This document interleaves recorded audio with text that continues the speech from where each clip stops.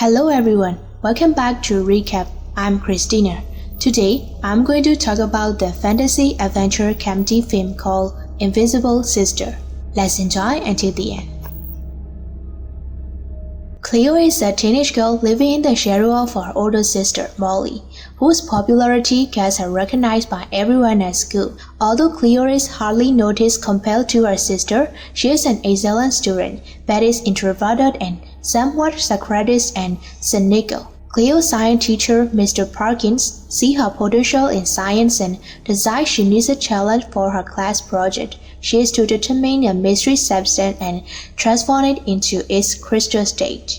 As she works on the experiment at home, while Molly hosts a dinner for her lacrosse team, a moth flies by and distracts Cleo, causing her to accidentally spill unknown chemicals into her solution. The steam produced ends up turning the moth invisible, leading Cleo to chase it around the house, full of caps, before it gets away.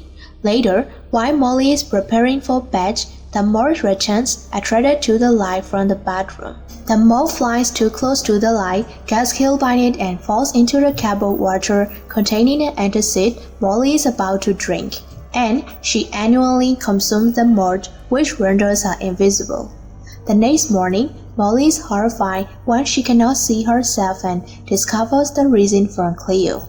She must attend school to participate in the season opener for her lacrosse team, which colleague Scott will be watching. As it is Halloween, she decides to wear her costume to mark her invisibility, but when the costume also turns invisible, Molly has Cleo wear the costume and pretend to be her at school. Cleo attends the part cycle for the lacrosse team, while Molly grabs a microscope from the science classroom so Cleo can figure out how to make her visible again. In the process, Molly hears Carter, a boy Cleo likes, talking with Josh about Cleo. She manages to secure a date for her sister by pretending to be her and asking Carter out.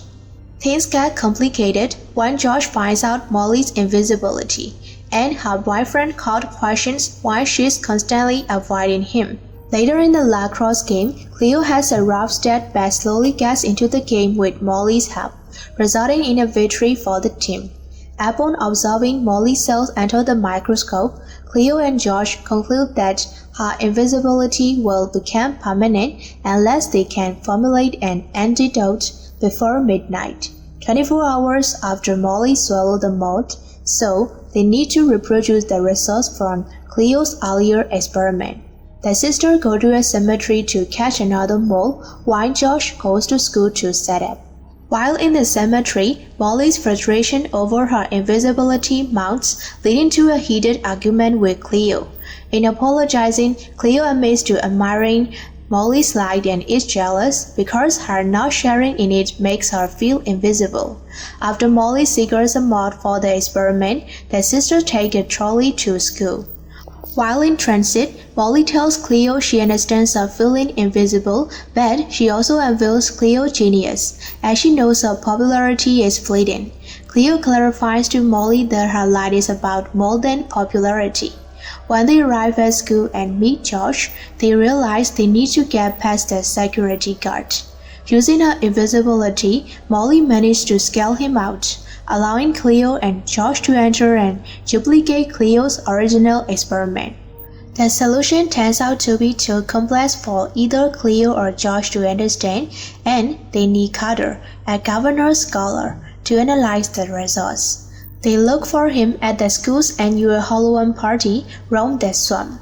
While searching, Cleo bumps into Kurt, who is doubting his relationship with Molly and needs to be shown she cares for him despite being invisible. Eventually, Cleo finds Carter, who is upset with her mate's attitude, expecting they will be together for the party.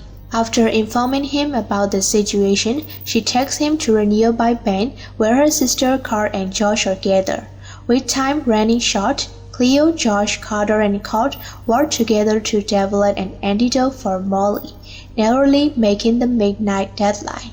They nearly get in trouble when Mr. Parkins, in charge of the party, finds them in the band. But Molly informs him about Cleo's experiment before drinking the antidote, risking the deadline. When she finally gets to the antidote, it feels bad not because it passed midnight.